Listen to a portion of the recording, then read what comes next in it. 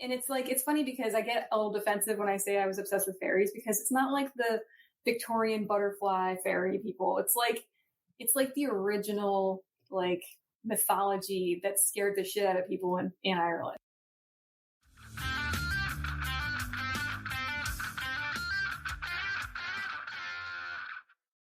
Hey, this is The Big Story. Thanks for listening. It feels like I just recorded last week's intro. I mean, the whole week has been a blur. I committed the entirety of last week to writing a revision guide for my novel. And now it's over 37 pages, and I don't know if this is too much or not enough, but I've never done this type of approach to a draft before. Typically, I've just been focused on a specific element, whether it's voice or setting, but this was more addressing core elements of the book that I felt that I needed to give them some proper attention. So this time next week, I should be writing the draft. And if I'm not, then I better have a good excuse for you. I don't know. It's a beast. When I do this type of work, I wonder and hope that I'm not distracting myself, which I have like a PhD in self-distraction. But when I do this work, I can see how effective it is. And I'm sure it will reflect in the actual reading of the book. I'm still plugging away at the comic book. I don't want to talk about it too much because I don't want to take away any of the early energy that's happening from this. So maybe I'll write something on my Substack, which will be a little more about it. So if you're subscribed to that, expect something there. If not, go subscribe to it. Just look up J. Alex Morrissey on Substack and you'll find me. I didn't mention this week's guest. It's Caitlin Yarsky, and I'm super excited. I found Caitlin through probably somebody else who is a member of Helioscope, and I love her work. It's not hard to tell when somebody has great fundamentals, and she's got them in spades. She's just one of those creators that you can see so many great things in what they're doing. And the more that I talked with her, it was abundantly clear that she has a lot more to offer to the medium. I was a bit relentless on my encouraging her to write stuff, because even though she is clearly doing it and I'm absolutely certain that it's going to be great, but I was repeatedly hitting the subject of back into her court while we were talking. So apologies, Caitlin. You totally are going to crush create your own project. Anyway, this is me and Caitlin Yarsky. How long have you been at Helioscope? I've been there for about a year or so, maybe a little longer. Okay. Yeah, so I moved to Portland like a year and a half ago. So okay. I'm originally from Long Island, and then I was in upstate New York for a long time, and then I was in Baltimore for a little bit, and then I decided to try out Portland. Cool. Where in the island? Huntington. Okay, cool. Yeah. I went to SVA, so lots of friends are on the island as a result. That's a great school, I hear. Yeah, it's gotten to be quite the art academy. It was great, but I don't think it had the reputation it does have now. Yeah. And then we're upstate. Oh, Rochester. Wow. Okay, so way upstate. Yeah. That's where I went to school. I went to RIT. So. Okay. Yeah. Yeah. That was one of the schools, like when the go off to art school kind of thing comes around. So why, I mean, I love Portland and there's a ton of comic book people there, but why Portland? Well, you just answered it, because there's a bunch of comic book people there. I mean, it's like here, like I kind of was, digging a little bit to see where everybody was, and it is mostly decentralized, everybody's everywhere, but there's a couple places, like LA, Toronto, Portland. And I just thought, well, I think Portland feels the most fits the best for me. So, and I have a couple friends out here. So yeah. That's awesome. Yeah, it's a fantastic city, and it is. I think Portland is what Atlanta was in the 90s with the comic book creator scene, and then what New York City was forever before that. Yeah. I mean, I was in New York for a couple years, and I just realized that like everybody was leaving because it's too expensive to live there. Yeah. So people were going to like Pennsylvania and like other places because they just couldn't. So that kind of squashed that for me. I was just like, oh, we have this big community in New York. And then I realized like nobody can afford to stay here. It's all finance people. So. It's funny. Like my first apartment I found it in the Sunday New York Times classified section. Like my buddy from art school, he's like, hey, let's get a place. I'm like, all right, cool. So I go get the newspaper and open up the real estate section and look, for rentals. And I'm like, I think we can afford that. And so we went there and looked at it. And we said, sure, we'll take it. And that was that. And I think oh my God, a completely different world. But you could scrape out your living and live in Manhattan and be an artist probably until the late 90s. That was kind of maybe into early 2000s, but it certainly is not like that anymore. Yeah, it seems like a pattern where, a city accrues a bunch of artists and writers and musicians because it's cheap to live there, all that stuff. And then their presence makes it a cool hot spot. And then all the people with money move to that spot and then nobody can live there anymore. Yeah.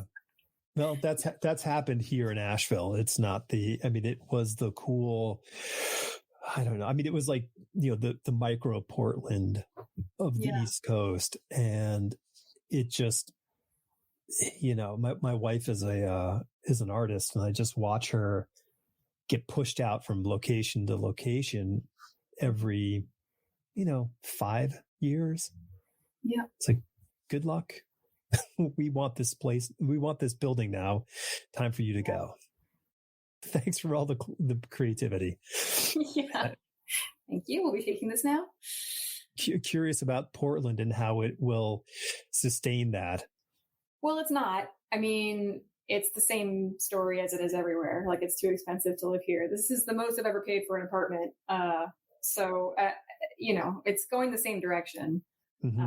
Maybe a little bit slower than New York or San Francisco, but it's getting there. Yeah, I guess part of it is good in a sense that like it does force you to stretch yourself, like, and push yourself. Like, I have to figure this out. So you do the things that you can do, and so it does build some sort of resilience and strength within certain people.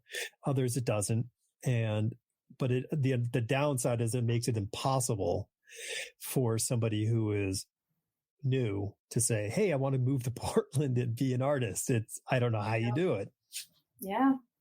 Luckily you don't have to anymore or be anywhere. Like, you can do whatever you want from wherever you want, but it's, in terms of comics anyway, but like, it really is just a bummer because it's, when you have a job so isolating, it's nice to be around other people who do comics, but then of course, your choices are 3 extremely expensive cities. Right. So like it's, you don't have a ton of choice if you really want to, so I think a lot of people just get their socializing through Comic Cons, Yeah. I think it was comedians in cars getting coffee. And I think it was Jerry Seinfeld talking to, I think, Chris Rock. And they were sort of retelling a tale when they saw each other at some gathering. And it's all these people who are like donors and money people. And they look across the room and they see each other and they run over and they grab each other by the arms and go, comedian. And because like they found their person. And and I have not drawn a comic book in this millennia, but my comfort and affinity for hanging out and talking with fellow creators of the comic book world is genetic at this point. So I go, so. Yeah. I mean, that's a lot of the reason I think we do Comic Cons. It's like, they don't necessarily pay enough. Like sometimes you don't even make any money or you lose money, but it's more about just seeing other people in comics and getting to hang out and commiserate and all that. And listen, hopefully find the person who says, hey, I've been meaning to talk to you. And then something cool happens. Yeah. So Long Island, born and raised? I was born in Brooklyn, and when I was 6, we moved to Nyack and then Long Island. Okay. So I was mostly in Long Island, yeah. All right, cool. And just you as a kid, or do you have siblings? It's complicated. Nice. I'm super complicated as well, so cool. Okay. So my parents got married at like 20, had me at 24, divorced by 25, and then, and then my mom would move someplace. Oh, and then I met my step-parents when I was just a little baby, like a toddler. So I've known my step-parents my whole life. So then my mom and stepdad they had a son, and they moved to Nyack, and then my dad followed so that I could see both of them. And then she moved again to Huntington with my stepdad and my brother. And then my dad moved again. And then my mom and stepdad divorced when I was 11. And my mom and my half brother Dylan moved to New Jersey, and my stepdad moved to New York City. And then I just stayed on Long Island with my dad and stepmom. So gotcha. Yeah. No. I get it. It's a lot to follow. Oh no, man. I think these things help us understand narrative at a very young age. We can figure out timelines and personalities pretty quick when it's not this sort of like, this is us and locked in family kind of deal. Hey, extra credit points for your dad for keeping it close. Yeah, it was good of him. Yeah, no kidding. But I think once she was in New Jersey, he was just like, we've already, because at that point, I think they were settling down to the point where, like, I think when I was like 13, they had my half brother Ned, and then when I was 17, my sister Una. So they were settled in Huntington by that. Oh, okay, sure. Yeah, so I have much younger siblings now. Well, that's cool. You can be a guidepost for some sense. Yeah. So were you? I mean, I can probably predict it. You were a clever, creative kid, and you drew a lot. I drew a lot. I did okay in school. School was a little bit hit and miss because teachers were just like, she's a dreamer. My parents were like, yeah, we know. So like I was pretty much just like in my own world, so it's not all great to be that way, but I pretty much have been drawing since I was a little kid. Do you remember what you were exploring? Yeah, that's a good question. I was obsessed with fairies. Okay. So there's a book called Fairies by Brian Froud and Alan Lee. Yeah. From the 70s. Yeah. The best. Can we curse on here? Hell yeah. Okay. So it's fucking amazing. And I still think it's one of the most beautiful books ever made. And it's like, it's funny because I get a little defensive when I say I was obsessed with fairies, because it's not like the Victorian butterfly fairy people. It's like the original, like, mythology that scared the shit out of people in Ireland. You know what I mean? Like, they were scary. They were scary, and they were numerous, and they were weird. Like up there with, like, not quite as weird as like the Japanese, demons and stuff, but like but pretty weird, So I was really obsessed with that book. My stepmom gave me, and when I was really little, I drew a lot of princesses with elephant and duck heads. That was my big thing when I was really was your jam. That was my jam before I got into fairies. Yeah. That book is, I'm sure there is a copy of it within, 8 feet of me in this, where I'm sitting. My wife that was a staple in her house growing up, along with the Gnomes book. Yeah. Those books are just phenomenal. But yeah. Have you been to Ireland or Scotland? No, not yet. Okay. I've been to the UK, but I haven't been to Ireland. It is, I mean, when you go, the whole fairy mound, that all that stuff will just come flooding back in. It's really it's spectacular. Yeah. I mean, hey, Ireland's awesome, but Scotland rules. But shh. I keep seeing stuff on my feed for Edinburgh, so I guess I have to go to Edinburgh next. Yeah, you won't see a lot of fairies there, but it's very cool. Okay, yeah, it tracks. I mean, I was, all my sort of like teacher, things, me just lost in the clouds as a kid, and way more interested in what's happening at the end of my pencil on the paper than the rest of the room. Yeah, it's I'm sure the teachers are far better at figuring it out now than they were 20 years ago. Yeah. Oh, there's so many issues that I think about, like, not just with me, but with other students, where I think, oh man, we know so much more about like mental health and trauma and all sorts of things now that like hopefully is being translated into public school, situations where they know how to handle it better. But back then, man, not so much. No. Yeah. Well, it built character. Yeah. I'm going to say that's what it did. It built character.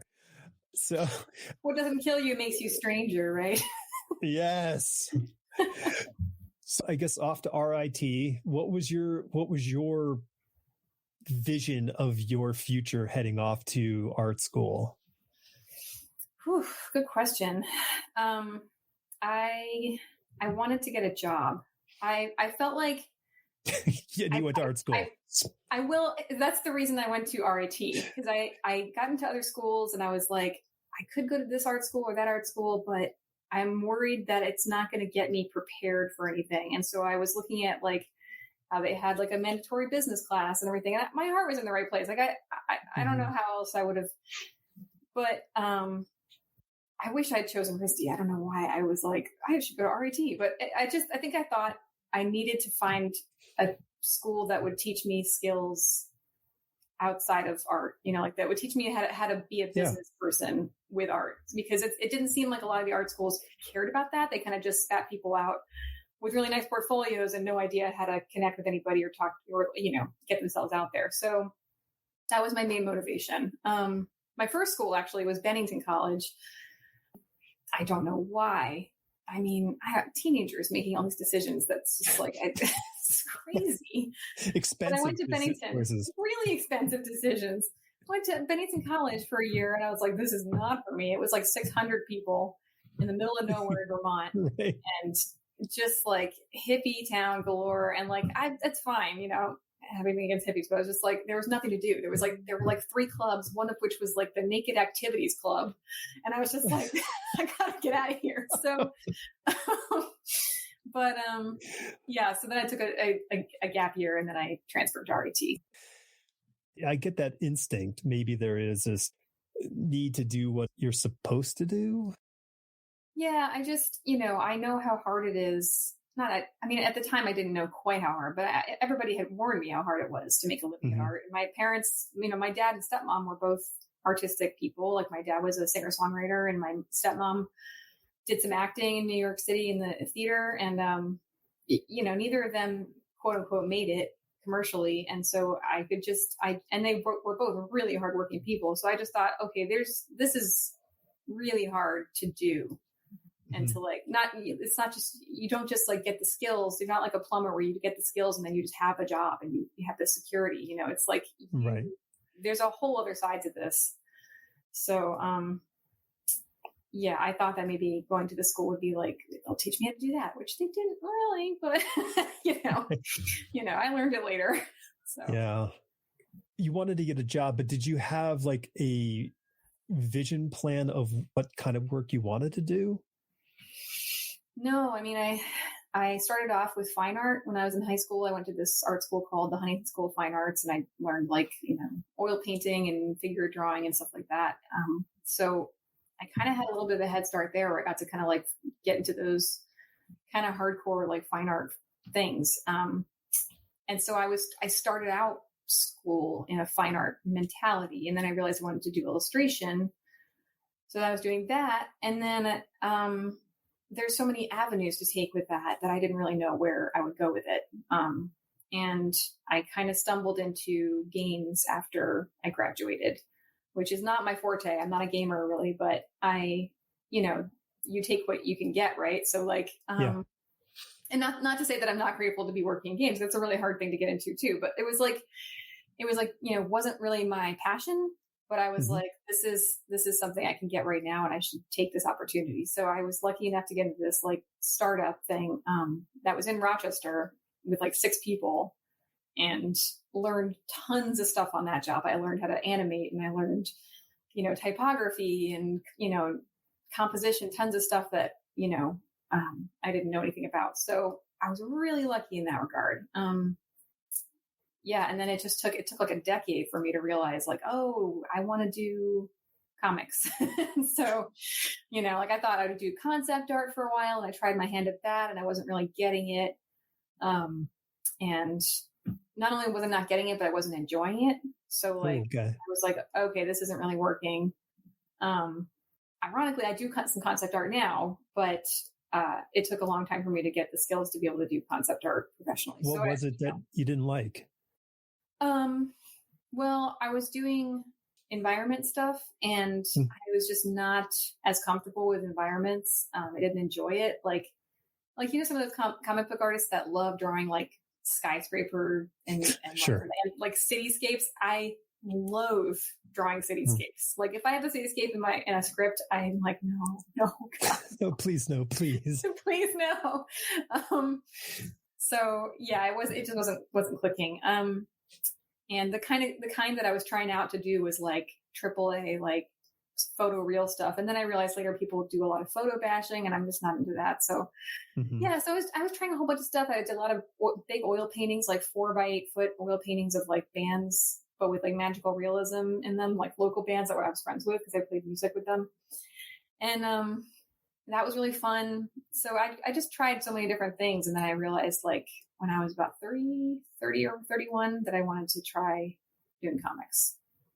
Wow. Okay. A few things that I think about when you're talking about this is that, you were saying, oh, I learned typography and animation, but like, it's so interesting that we enter these art programs with some with intention, some with sort of, I'm just interested in finding something, but they're so specific. This portfolio you have to build is so specific that often you don't have the skill sets outside of this area. So when you leave, like, no, I had no typography skills either. But then you look at the course of your work career and what you have to do and what you had to learn to stay sheltered. You have to learn all these crazy skills on top of what you thought, like, this is what is going to make my way in the world. Yeah. I think I thought that if you get the skills to know how to draw realistically really well and paint really, really well realistically, that would set you up for anything, which is half true, but it's not 100% true. Like that will get you pretty far, but you also need to like, if you want a certain kind of job, your portfolio has to be nothing but that type of thing. Like people can't see an editorial illustration and be like, oh, we want to hire her for concept art for games. Like, that's not how that works. Like you have to, and I wish I'd known that, like you have to have a very, very specific, like your entire portfolio has to be for one type of job if you are applying for that kind of job. Otherwise people can't go past like the subject matter, which is a little weird to me. Like, I feel like people should have imaginations to be like, well, they can draw that, they can do this, but that's not how it works. Yeah. I think a lot of people who are making these choices don't have that skill set, and they just look at it and they go, I need to see what I expect to see. Yeah.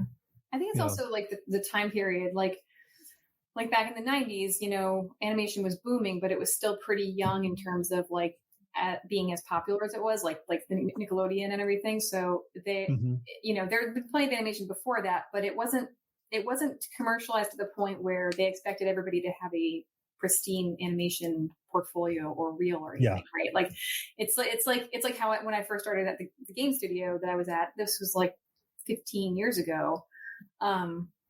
they didn't expect me to have the whole portfolio set up and everything, partly because I was like entry level, I was really young, but also because it was a very new company. And like now I wouldn't, like nowadays it would, 23-year-old me would not have been able to get that job at that same company because now they're more established and they're much bigger and they would expect you to have a whole game portfolio. Like it's a totally different situation now. So I think it's the same with like games and film and stuff like that now, is that like things have been going on for long enough and have become huge enough and lucrative enough that they just, and more established. And that now there's like schools that teach nothing but the specific subject. So now they're just like, you better have a whole portfolio that's exactly this or else, But it's cool because the ability to pick up these new skill sets is a blessing. Yeah. I mean, especially just with the internet alone, like you can learn so many things on your own now that were much harder to learn 20 years ago. Oh, for sure. Yeah. Yeah. Thank you, YouTube.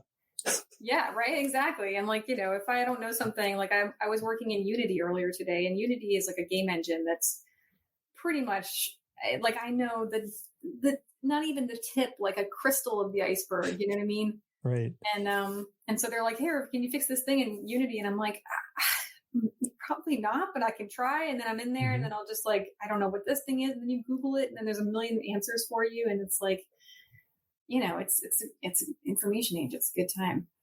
It is unbelievable. And going back to what you were saying about being able to draw or paint realistically and competently, that skill, that mastery of craft sets you up to be able to do a lot of things that aren't brush and oil paint in hand. They are skill sets where if you have to do something that has to do with color, well, you understand color, or it has to do with composition. Well, I understand that as well. Like these things you can break apart and go, okay, I can utilize this.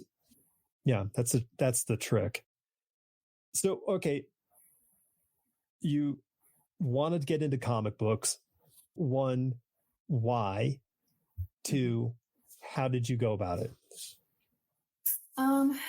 I mean, I love narrative storytelling. I'm really into, books, film, all sorts of things that I just was like, oh, and, of course I'd read some comics, but I hadn't read like superhero stuff. I'd read more like indie things, Persepolis and Mouse and, Calvin and Hobbes and, stuff like that. And then when I was in college, someone gave me The Sandman and that blew my mind.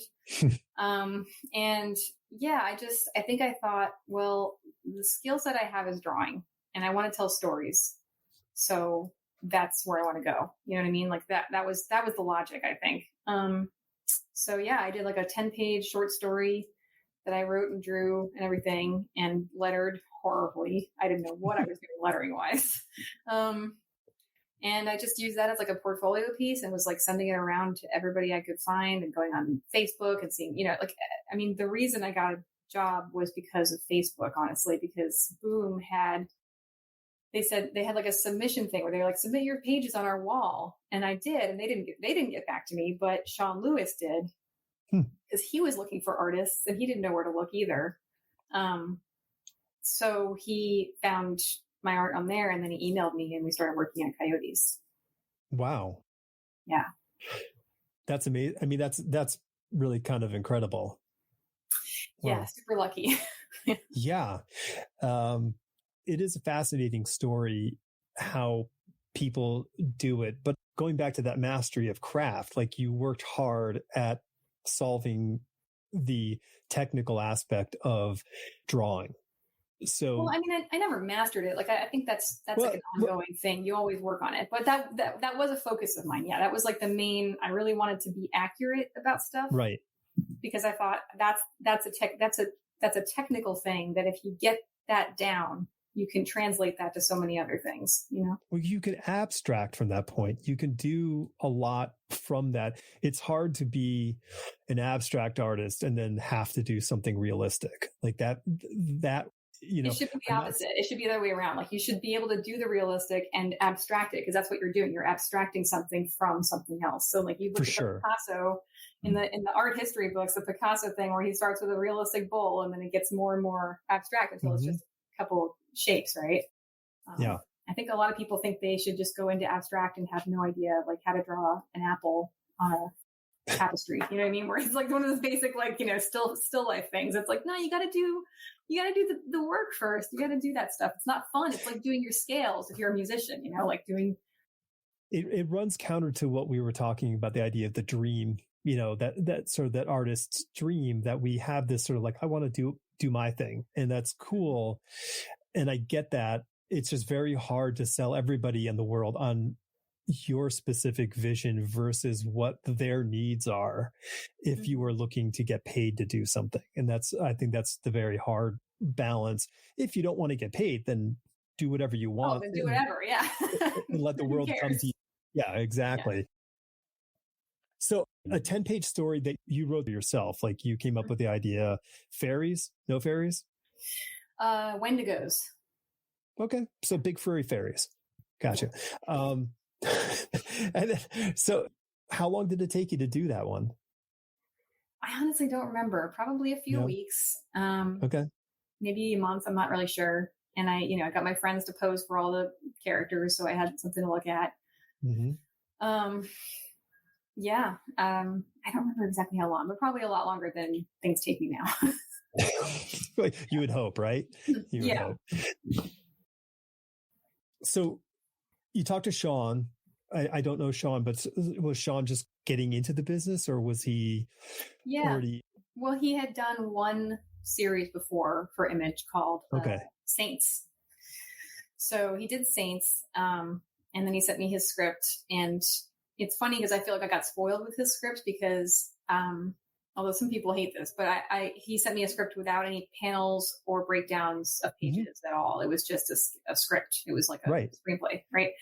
I love that because it gave me tons of freedom, and I got to kind of like think about the panels and the page layout in a totally different way and kind of go nuts with it. So I really enjoyed that. It's not that way traditionally, so I kind of miss that a little bit, doing some other stuff where I'm just like, oh, they figured out where they want things breaking, how they want to break things down and what they want in every panel. And I used to be really upset about that because I would be like, well, I want to visualize my own way of doing this. Like, but that's just the way it is. So, yeah. It's funny. When I was in school, my friend was an intern at Marvel. So he would bring things back all the time, photocopies of all sorts of stuff. And this was at the time that John Romita Jr. was drawing Iron Man and John Byrne was writing it. Mm-hmm. And, so that's kind of some big names, doing a big book at the time.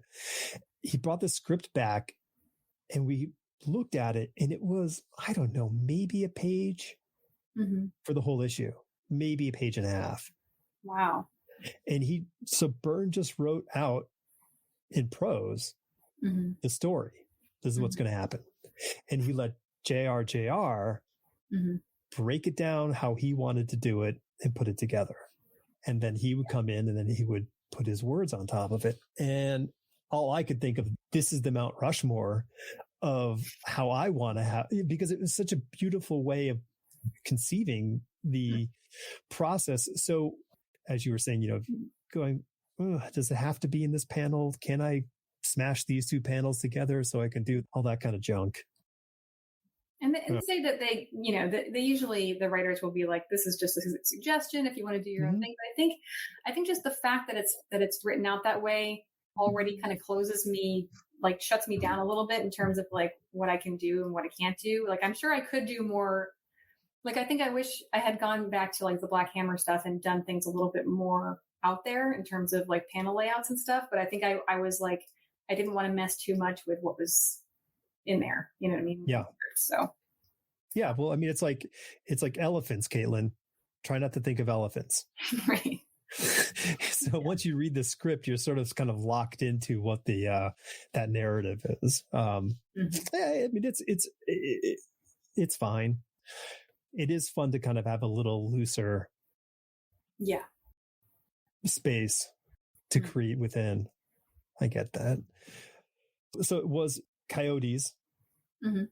And what was your feeling about what you thought drawing comics was going to be and what it was when you were actually doing it? Yeah. I think it was pretty close, actually. I feel like I had a general idea that it was going to be the most arduous type of illustration I've ever done. Like it's just the facts. It's like the amount of drawing you do is kind of mind boggling. Like, you know, like I've done all sorts of different kinds of illustration. I've done game art. I've done, paintings, large scale paintings, small drawings, like murals, I've done all sorts of stuff. But comics are the hardest, I think, because there's just so much and you have to be consistent throughout everything. And that was a big hurdle for me. I know that like characters kind of changed their looks a little bit throughout the comics, right, throughout the series, and like, I've figured that out since then, but I did a lot of my learning on Coyotes. Yeah. It is an incredibly cumbersome process. Drawing a page. It is a lot of work. Do you look at it now? I mean, you're like 5 years into this? I'm about 6 or 7. Yeah. Okay. 6. Okay. Yeah. So do you look back, not specifically at the work, but do you look back thinking process wise, are there things that you have like, oh, I don't have to do this? Like, have you been able to sort of like refine it in a way that is satisfying, but not as sort of laborious? I think you kind of have to, like with Coyotes. You can do that? See, I didn't know that. What do you mean? No, I mean, it was 12 to 14 hours regardless of whatever I was trying to do. But yeah, I mean, that's still the same for me. Like but it was even longer, much longer with Coyotes just because it was my first time doing it. And I was trying to find all the references for everything. And, I didn't know what I was doing and I was coloring and it was just a mess. So there was not like a structure that I knew how to go off of. And it took a really long time to finish Coyotes. And I just don't have the luxury of that time anymore. So, you kind of have to learn shortcuts. Like, if you're drawing the same character over and over again, and you can try to find the same angle you've already drawn and bring it over and either draw over that or put it next to it at least so that you can compare and make sure it's the same. Reference it. So, it's like little tricks like that where you just like, like you decide, okay, I'm going to go through all the costumes after I finish drawing. Like I'm going to draw the people first, then I'm going to go back and draw the backgrounds. Then I'm going to go back and do a consistency pass and draw all the details in the Shazam, gauntlet and stuff like, just making sure everything's consistent. So, I think you kind of have to, otherwise you're not going to meet your deadline. Right. It's so interesting how you approached in that fashion, because that's like novel writing. So when you write a novel, you do a draft, but then you do a setting pass and then a character pass and then a language pass. So that's kind of what you're doing, is where you're taking your layout, which is that first draft, and then you're going back in and then you're setting, okay, I'm going to do my backgrounds, character, I'm going to nail the costumes, language. It's like you're doing this interesting refinement, which is very. Well, it's the same with like, painting or drawing too. Like when you're doing like more fine arty stuff or illustration stuff, like the biggest rut I feel like we universally get into when we're in art school, especially, right, is we want to get into the details way before we're ready to. So like our eyes are in the wrong place, or the nose is like on the left or something. And like, things are in the wrong place, but we want to draw all the eyelashes on the eye. And so we get so fixated on that. And then we don't want to change it, knowing we know it's wrong, but we don't want to change it because we just put 20 hours into drawing that eye. Yeah. So I've just been like, I try to think of things in terms of like big blocky things first, and then just slowly narrow it down into details. Cause like, if you don't have the big blocky stuff figured out, everything else is going to fall apart. I had this horrible flashback when you were saying that about those stupid drawings you did when you were young, where you did the thing when you focused on the eye and then you looked at the thing and the eye is like 1/2 times larger than the other eye. And you can't make the other eye larger because then it's going to look like a bug head.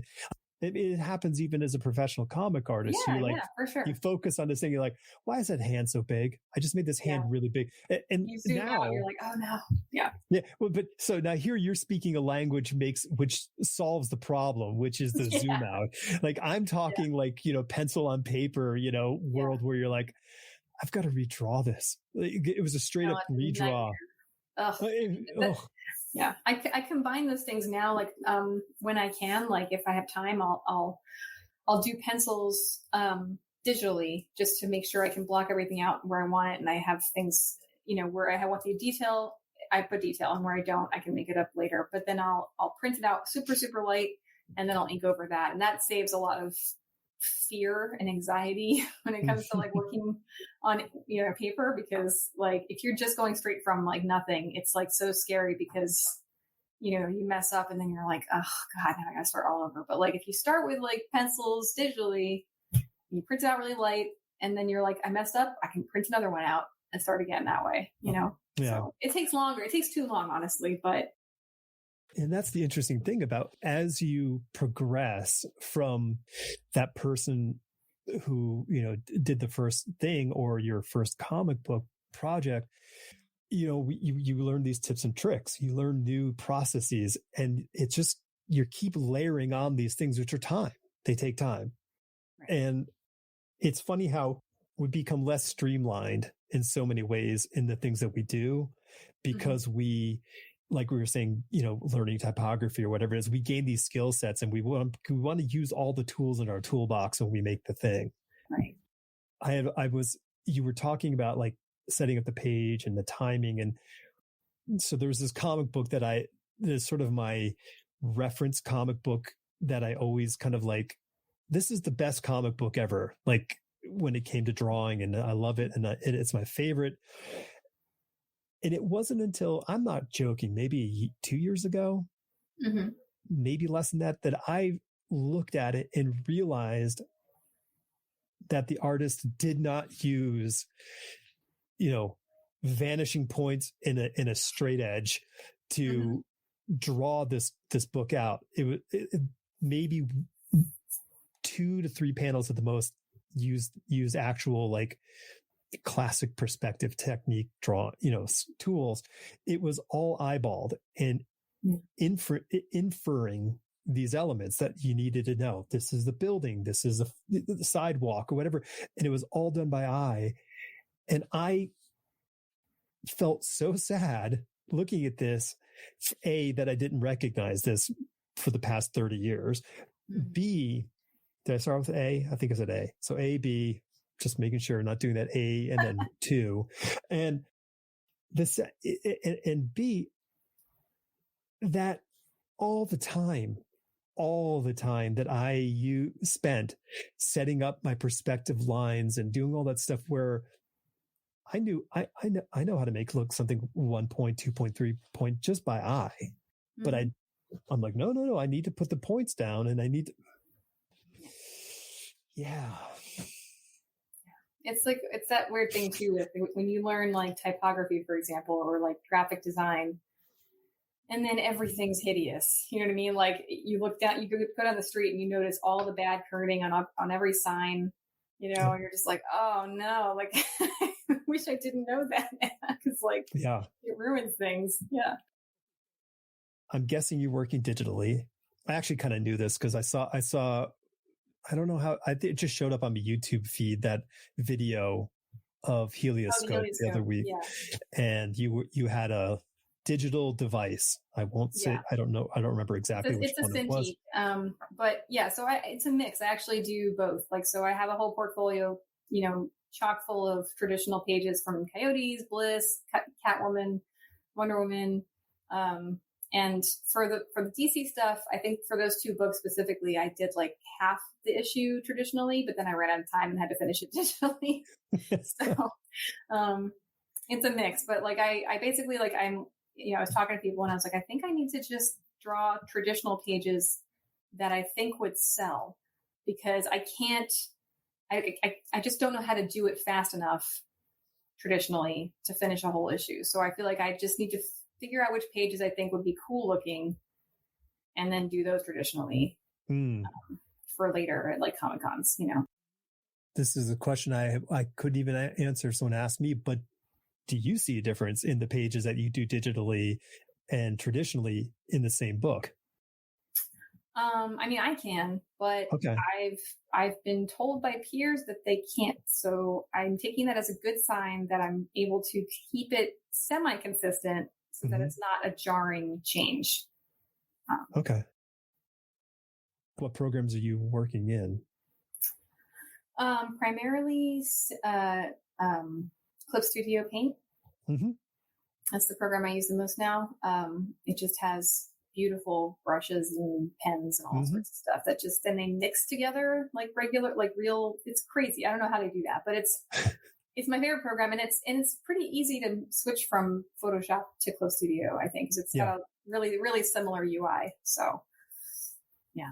Yeah, I prefer Clip for drawing over Photoshop. Kyle does amazing brushes, and he revolutionized the experience of doing comic books in a digital environment. But as a ground up to draw platform, Clip is amazing. Yeah, it really is. It is. Inking wise, I think it feels much more like inking. Like it feels very controllable and, I don't know, alive, which is really kind of an impressive thing. But you said that you print out some of your pencil pages in blue line on paper and then you ink on top of there. Yeah. It just decreases the anxiety of drawing on paper. I don't have to worry about like, something's too big. I can't just like move it, or scale it up. I have to like, need to redraw the whole thing. So I thought it would be a time saver. It's not quite a time saver, but it is definitely like an anxiety dampener. I call that changing it. Cliff Chang, that's how he does it. So he draws in the digital environment, then prints it out on the thing and then inks it. So that's cool. But there's a lot of advantage to that. First off, let's just be honest. It leaves you with work that you can sell. Yep. And nothing is going to beat a Series 7 Winsor Newton brush in ink. Like nothing. Like there's not a digital brush that will ever beat that in the hands of a person who can utilize it. Like it is the best tool for making a beautiful line. Yeah. I run that little magic scenario in my head of like, hey, you don't have to worry about money forever. You want to make a comic book? I go, well, how would I do that? Because I like the digital stuff because it is super powerful and you can do a lot. But then there's the art side of it where you're like, it feels so good to sit at a table with paper and pencils and big long T-squares with drafting points, of course. But on a production level, it's hard to beat the whole digital world now. It's just, I just don't find it practical. Like I can't, I guess I could, but I would be making myself miserable trying to do the whole thing traditionally. So unless I have oodles of time, right. Or I decide which pages I want to make traditional, I can't do the whole thing anymore. I mean, I did most of Coyotes and Bliss traditionally, I think. But, also those aren't really DC things. And, there's not much of a fan base. So it's not like you sell a lot of those pages. So then you're just like, well, what did I do all that work for? You know what I mean? You were doing it for the practice and the skills. Yeah. Getting better. Yeah. At the end of the day, you're employing your artistic abilities to create a commercial product, and you have to do what you have to do to get it done, to get it out into the market. And that sounds cold and ugly and horrible. And I'm sorry to everybody who has the art vision in their head about this thing, but it's a business and it's a product. And you're still drawing. It's not like you're not drawing. Yeah. It's not like it's not like you're doing AI art or anything. Like you're still using skills. So it's you just don't have a final product at the end that you can right. I mean, there's a lot of great people doing some phenomenal artwork only in the digital realm, and they don't seem to, they're not crying that they can't sell pages. Yeah. They're just a crushing. lot of people also just do commissions, and that's where they do the traditional stuff, Yeah. So, like most of my traditional stuff now is via commissions, and that's nice actually, because there's no deadline, so I don't have any anxiety or like I'm not worried about it, so I can enjoy it and take my time with it. Yeah. It's so funny. The commission world wasn't a big thing back in the 90s, like especially in the early 90s. It was not. It wasn't the way. Like, so when you were saying going to a convention and sometimes not making any money or losing money, like conventions were not nobody had copies of their comic books like this. It just wasn't this machine of industry. And you did sketchbook drawings. Like someone would have a sketchbook and they'd pay you $10, $20 or whatever the thing was. And you would do a drawing in their sketchbook and that was it. And then Adam, couldn't draw in enough sketchbooks. So he started raising his number and then taking back to the hotel. And next thing you know, there's a whole business of people making a lot of money doing, drawings because of Mr. Hughes. So he changed the industry too in that respect, which is cool and not cool because, a lot of people don't do comics because they can do commissions. Well, I think it's still cool because comics don't really pay enough. So I think whatever means people can make money doing their drawings, I think is great. You know what I mean? Yeah. Like it's not really a viable, like I still work in games because if I didn't work in games, I wouldn't be able to live in Portland. So, I mean, not to complain. I just mean that's just the way the business is. So I think commissions are great because it's like, at least it's helps pay the bills. Yeah. The reason I say uncool is that everybody doesn't get to share in the piece. Yeah, that's true. So it's where I sort of go like, it's so unfortunate that there has been a huge amount of amazing artwork done by a wide range of artists that we'll never see. Yeah. Like there's a Josh Middleton, or there's two Josh Middleton. He's so good. Commissions. I know that I love so much. And I wish he had like prints of them or something that that he could sell because they're so beautiful. There's like one of Delirium from the Sandman and one of like Poison Ivy. And they're both so beautiful. And I was just like, sure. I mean, I'm glad I got to see them because they're online because you can just put everything online now. But like to have a copy of that would be really nice. Right. That's an interesting thought, is like if the artist would scan the artwork and then offer these things as prints or limited edition kind of stuff, that would be kind of cool too. I mean, because because when you do see these pieces, you're like, oh my God, this is amazing. That someone like did this and it's not a cover and it's not an interior piece. So we'll never, it'll never sort of see the world. And Josh is amazing. Yeah. Good God. Yeah, that's good stuff. So, Helioscope, you show up at the bus stop a year and a half ago with your beaten up luggage and your Cintiq under your arm and, and then get a single room occupancy, down at the Flop House. What is it? The 40s? Yeah. In my mind it is. And, okay. So you arrive. So like, what happens when you hit the mean streets of Portland? Well, I mean, I got like a U-Haul box thing, where you put everything in a big box and then they ship it. So I moved over, and met the boxes there at the new apartment. And, well, actually, no, I had to drive a truck from the U-Haul place in Portland to my apartment. Cause they were going to charge $1,000 to drop them. To have a truck to drop the U-Haul boxes from the U-Haul place to my apartment. I was like, I will drive the truck. I'm not paying $1,000. Yeah. So, So, I got an apartment here, in Southeast and, I've been here for about a year and a half. And I got into Helioscope as like a kind of perspective, trying it out kind of thing. They were sussing me out too. And, it's kind of a trial thing where, it's like 3 months, this is like if they want to take you on to see if, you would fit in well with them. And so you do like a 3-month thing. And, but at the end of the 3 months, they kind of vote on whether, they wanted me to be a member, and they did. And then I've been there ever since. Were there robes involved, like candles, and like what kind of voting process is this? I think it was like Survey Monkey. It was like email based, so it was like nothing special. It wasn't a Twitter poll. No. But yeah, I mean, it was anonymous, but it was they do it all via email anyway. So yeah, it was just.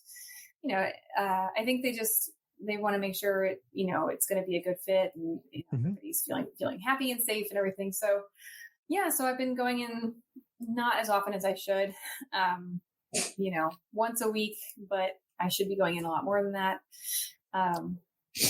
Yeah. And it's just nice to be around other people doing comics and kind of be able to talk about comics. And sometimes somebody would be like, we need reference for this. And then a bunch of us walk over and do a scene together. We're acting out, which is really fun. And it's just so unusual because like in upstate New York where I was doing comics and I was like the only person doing comics the way I was doing them, I would have like people come over for a photo shoot. And that's just like the weird thing I was doing in Rochester. And like now I'm in like this group of people and they all do the same thing. And it's nice just to be around that. So. Yeah, it is interesting how I think the digital tools once again have really brought the photographic reference into comic books at a level that has been a long time since the old illustrators were doing sort of a complete sort of comp from photos. I mean, you kind of half answered it, but what was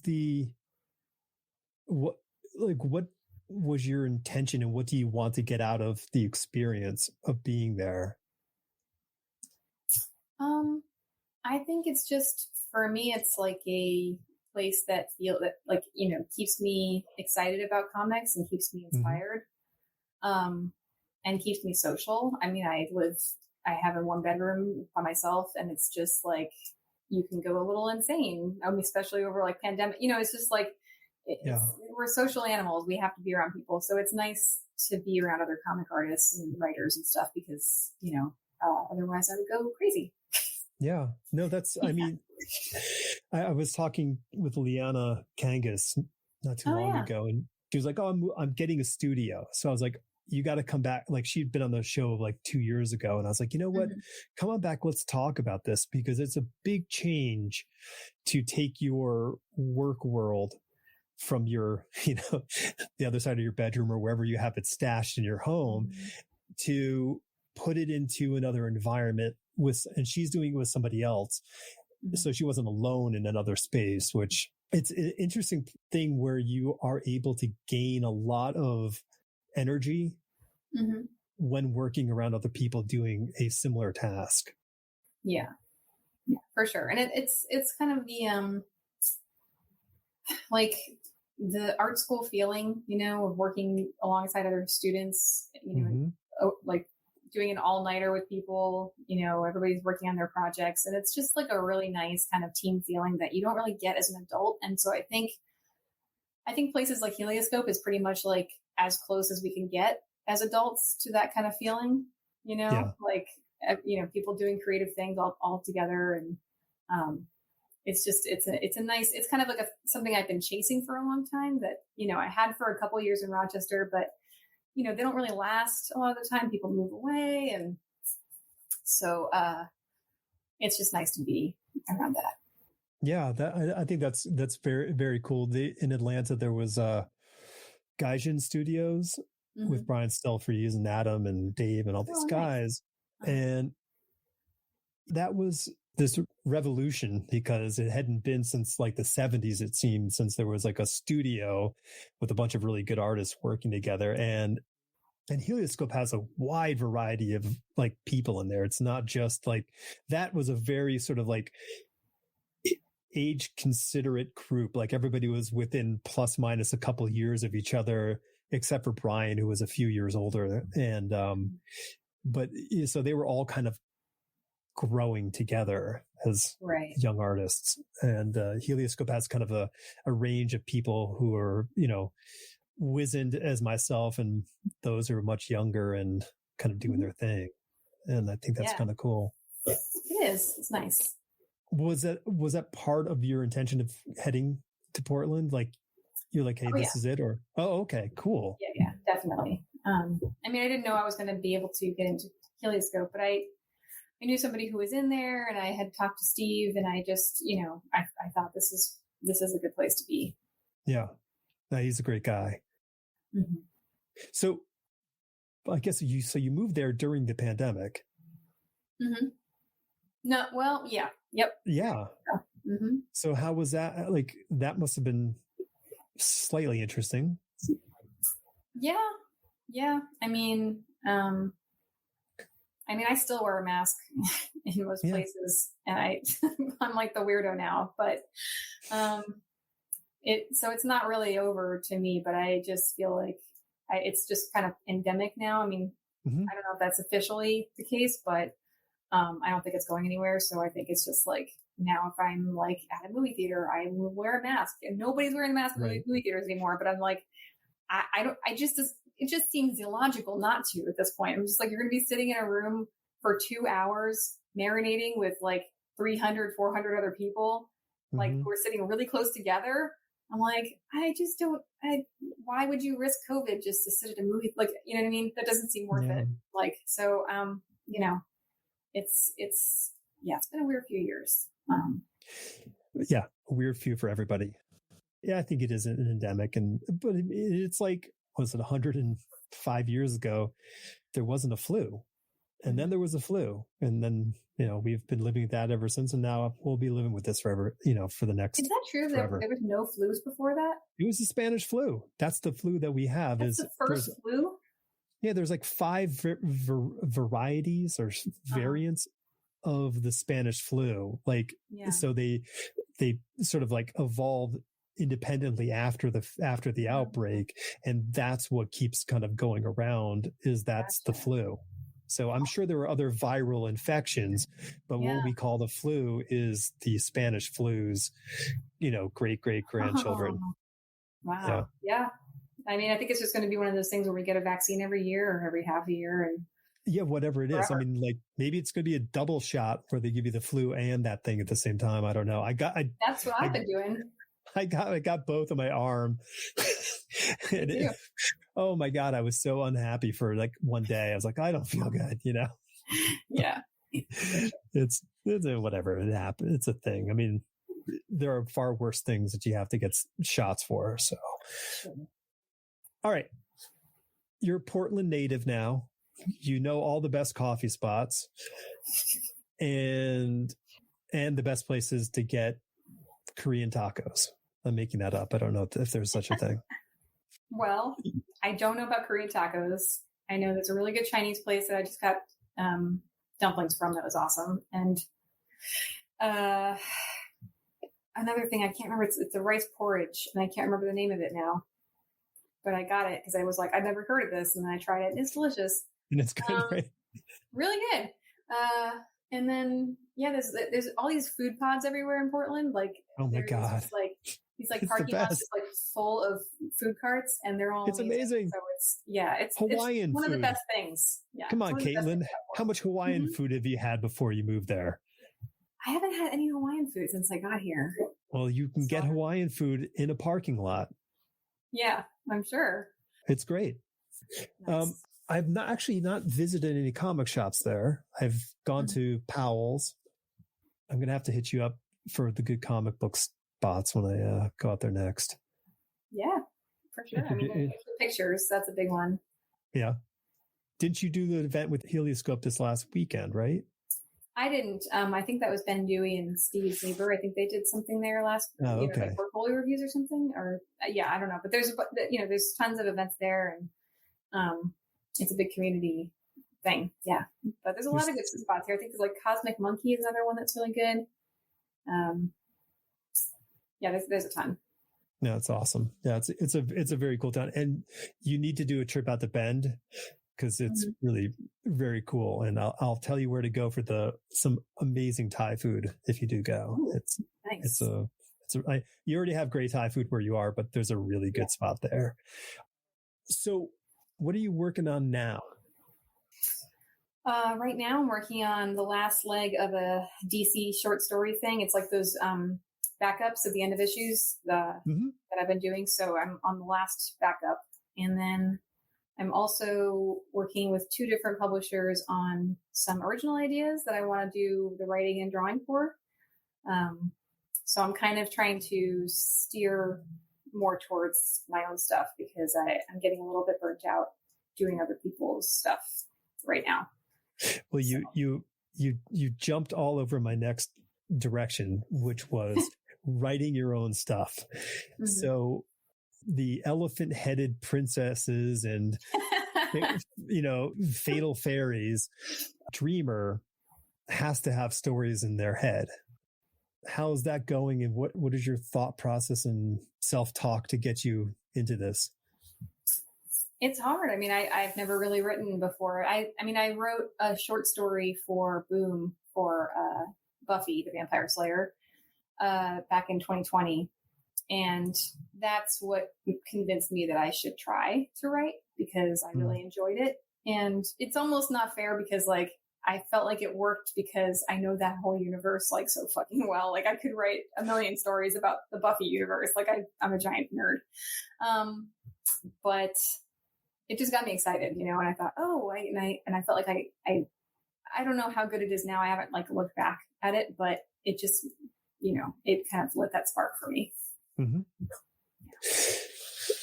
It's tough. Granting yourself the permission to do the thing that you haven't done is not an easy task. That whole imposter syndrome, which plagues us through life about so many of the creative things that we try, is really loud when it is something that is a step or two away from the thing that you have a piece of paper that says you can do it. But like all those slices of all those skill sets that we were talking about earlier that you can put into something else, and like having that intrinsic narrative of your place in the familial timeline because it's a fractured timeline.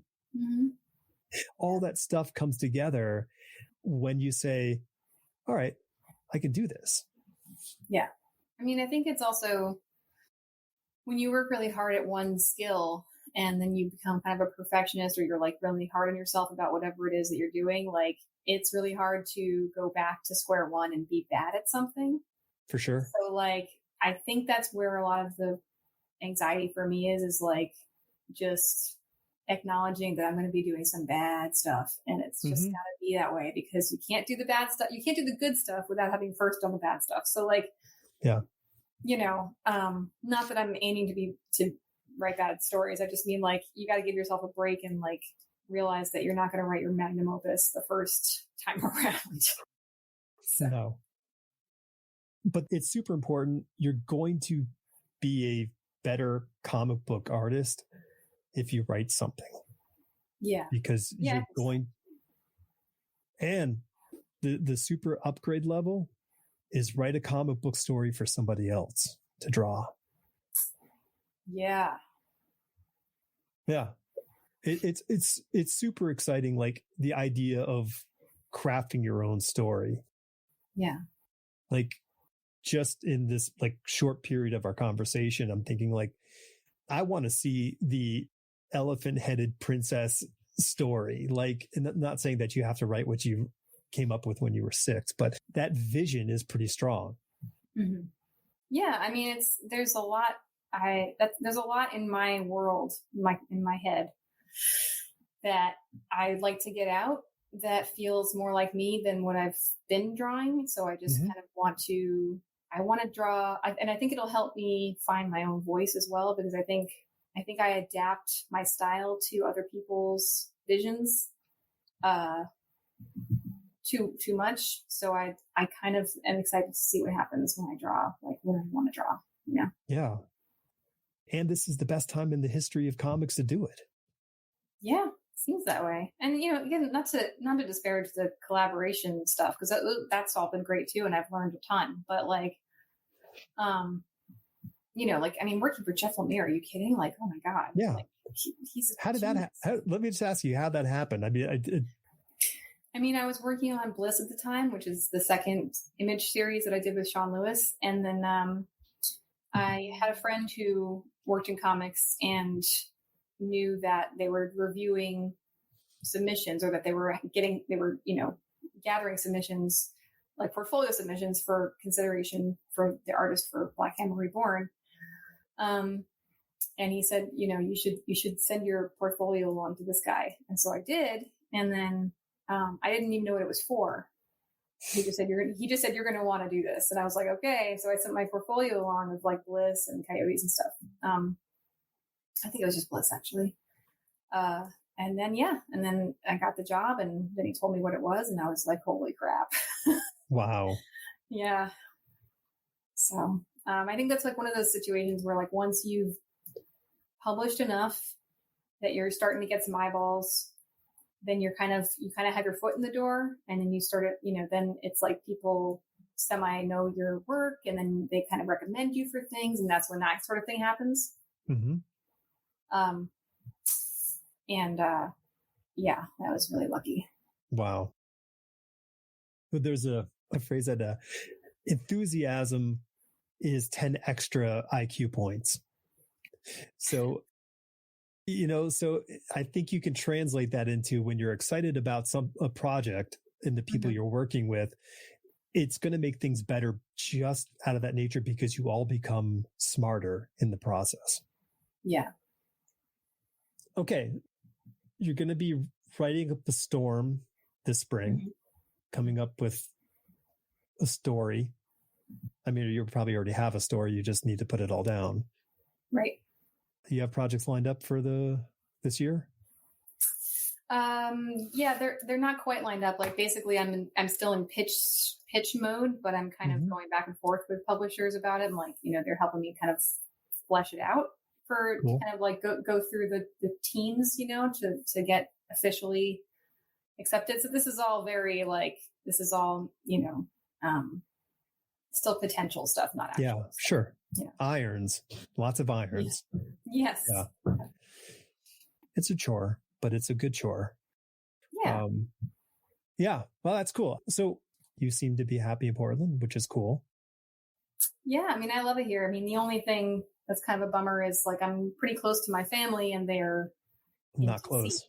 Yeah. So, I don't know if I'll be able to stay here forever, because I just feel like I'd like to be around them at some point, you know, again. So we'll see how things go. All right. Well, so where can people find you, Caitlin? I am on Twitter, Instagram, and my handle is just my name. So Caitlin Yarsky. Yep. It'll be in the description along with your website as well. Mm-hmm. What can people expect to see out there next? It's a good question. I have one more short story for DC, and then. Okay. Can you say what book it is so they would at least know what to look for? Yeah. It's Shazam with Doc Shaner, and okay. So Josie Campbell's writing the backups for those that I'm working on. So yeah. Oh, sweet. Well, I appreciate your time. Thank you so much, really, for spending it here talking. And it was really great to get to know you a little. Yeah. Thank you so much for having me. Take care. All right. Yeah, you too. Thanks. Bye.